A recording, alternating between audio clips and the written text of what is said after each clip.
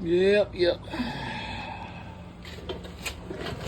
Changing these blades on my Kubota zero turn.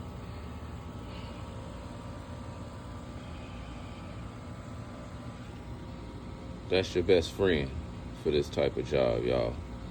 Don't try to get no crescent wrench, no pliers, no ratchet, channel locks, none of that. You ain't gonna get them joints off without this. But I got one off. Well, I got them all off. I just got one back on.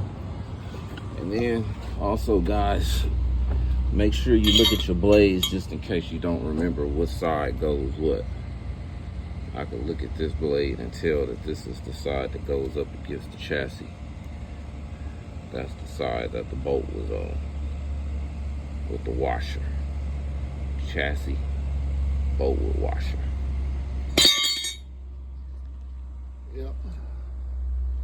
So that's what I'm doing right now, is changing these blades